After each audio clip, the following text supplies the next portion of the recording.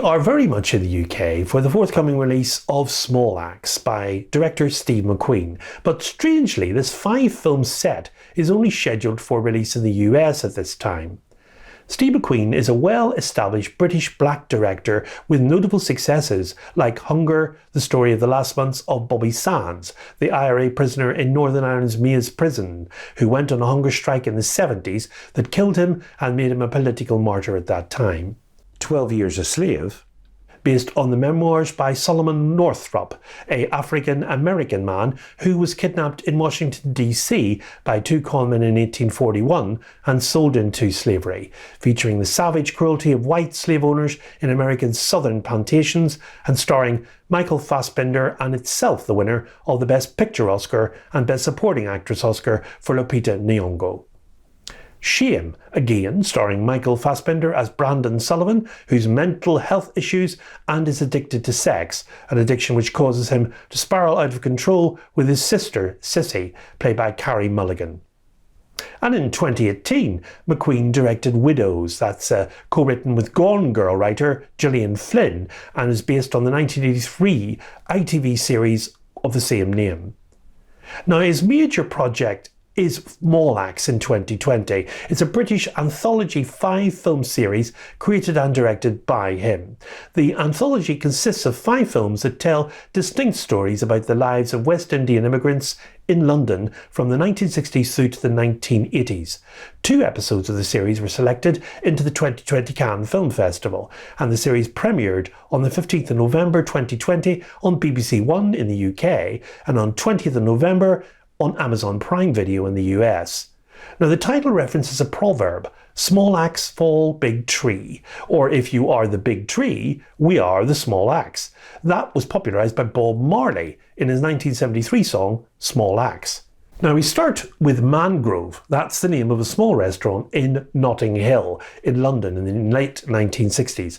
Now, Notting Hill was a district which was largely a Caribbean immigrant neighbourhood, and on opening night, Constable Frank Pulley looks on and comments to fellow constable that black people must be kept in their place.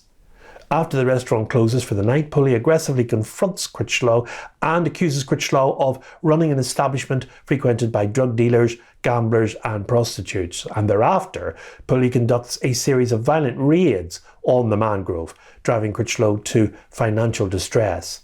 Now, the neighbourhood rallies in support of the Mangrove and a march is organised to protest police conduct. The police surround the protesters and provoke violence. A number of protesters are immediately brought up on minor charges, including Frank Critchlow, British-born activist Barbara Beese, Black Panther leader Althea Jones-LeCointe, activist Darcus Howe, Roden Gordon, Anthony Carlisle Innes, Rothwell Kentish, Rupert Boyce and Godfrey Millett. A year later, those protesters, known as the Mangrove 9, are charged with the serious crimes of riot and affray. Now, they were famously known as the Mangrove 9 in the subsequent court appearance, and it's gone down in legal history as a significant moment.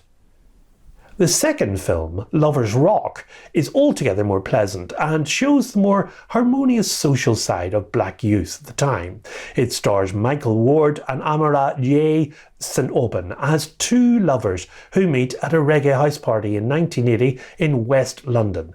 Lovers Rock was the name of a musical genre popular around the mid-1970s in London, but its influences were largely transatlantic, as were its reaches. The film is named after the genre and plays some of the most popular songs throughout the movie, including Silly Games by Janet Kay. The genre, which coupled the heavy reggae bass lines popular in Jamaican music and the soft soul vocal harmonies originating in Chicago and Philadelphia's R&B scenes, forged unique spaces of freedom common in young black people of the time, whose families were immigrants. Aided by the sensuous cinematography of Xavier Kirchner and McQueen capturing an exhilarating expression of black joy, there's a society often intent on stifling it. Red, White and Blue is a 2020 historical drama film directed by Steve McQueen and co-written by McQueen and Cortia Newland. It stars John Boyega as Leroy Logan. He's an officer in the London Metropolitan Police who founded the Black Police Association and attempted to reform the police force from within. John Boyega was also awarded Best Actor at the BAFTAs the following year. Racism was fairly prevalent, especially in the Metropolitan Police Force in London in the 1970s, and Leroy Logan encounters this head-on from his colleagues, as well as opposition from his family at his choice of career. But instead of enduring it, he refuses to be intimidated by it and tackles it directly and ends up founding the Black Police Association, heralding the way to permanent change in the way black officers were treated in the London police force. Based on the true story, this nuanced exploration of Margaret Thatcher-era racial tensions powerfully portrays the psychic struggle of a lone man going up against a system designed to crush him. John Boyega, who up to this point has been known for his character Finn in the Star Wars Skywalker trilogy, catapulted his career to new heights in this serious portrayal compared by many to Pacino's Serpico. The penultimate film in the anthology focuses on the problems of black youth in London, their freedom of expression, and the difficulty they have being accepted into mainstream society. It concentrates on one particular character, Alex Wheatle, played by Shay Cole, a black British novelist who was sentenced to a term of imprisonment after the 1981 Brixton Uprising. Now, the 1981 Brixton Riot, or Brixton Uprising as it was known, was a series of clashes between mainly black youths and the Metropolitan Police in Brixton in London between the 10th and the 12th of April in 1981. It resulted from racist discrimination against the black community by the mainly white police, especially the police's increased use of stop and search in the area, and ongoing tensions resulting from the deaths of 13 black teenagers and young adults in the suspicious New Cross house fire that January. Alex Wheatle pays the price. The cast includes Shay Cole as Alex Wheatle, Asad Sharif Muhammad as young Alex Wheatle, Robbie G as Simeon, Johan Myers as Cutlass Rankin, Jonathan Jules as Dennis Isaacs, and Elliot Idusa as Valen. Now, the final film concentrates on education. In fact, it's called Education. Now, although all the characters in the film are actually fictional, the film itself is based on real-life events of the 70s, when some London councils followed an unofficial policy of transferring disproportionate numbers of black children from mainstream education to schools for the so-called educationally subnormal. Now, the practice was exposed by educationalist Bernard Coward in his 1971 pamphlet, How the West Indian Child is Made Educationally Subnormal in the British School System. Education is the coming-of-age story of 12-year-old Kingsley, Kenya Sandy, who has a fascination for astronauts and rockets. Now, when Kingsley's pulled to the headmaster's office for being disruptive in class, he discovers he's being sent to a school for those with special needs.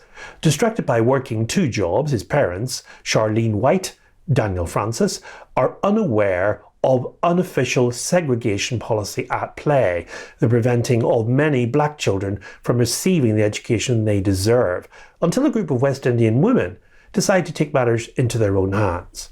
Now, the cast for Education includes Kenya Sandy as Kingsley Smith, Charlene White as Agnes Smith, Tamara Lawrence as Stephanie Smith, Daniel Francis as Esmond Smith, Josette Simon as Lydia Thomas, Naomi Ackie as Hazel. Now, Naomi Ackie has since starred in the successful biopic of Whitney Houston, I Want to Dance with Somebody. Small Axe did get a DVD release in the UK, but it had very few features. The Criterion presentation is more impressive, and it contains more substantial supplementary features. There's 2K masters of all 5 films, approved by the director Steve McQueen, with 5.1 surround soundtracks. A new conversation between McQueen and the writer and professor Paul Gilroy. Behind-the-scenes featurettes, including interviews with McQueen, executive producer Tracy Schofield, writing consultant Alex Wheatle, and members of the Small Axe cast. Uprising from 2021, a 3-part documentary co-directed by McQueen and James Rogan about the tragic 1981 New Cross house fire. Audio conversation among McQueen, music producer Dennis Bovell, and Beastie Boys member Mike D. There are trailers and an essay by the film programmer and critic Ashley Clark. And new cover art for Small Axe is by Greg Bunbury, and that cover art looks excellent. Small Axe sees some superlative performances from Letitia Wright in Mangrove and John Boyega in Red, White and Blue, and it provides an educational and fascinating insight into the lives of black communities in the racial London of the 60s to early 1980s. Now, the 5 films in the set have the following running times. Mangrove, 122 minutes. Lovers Rock, 73 minutes. Red, White and Blue, 84 minutes. Alex Wheatle, 69 minutes. And finally Education, 66 minutes. Steve McQueen is a director at the top of his game, and Small Axe definitely proves this. The set is numbered as Spine 1177, and it releases on Tuesday, the 25th of April, in the US only, on Blu-ray.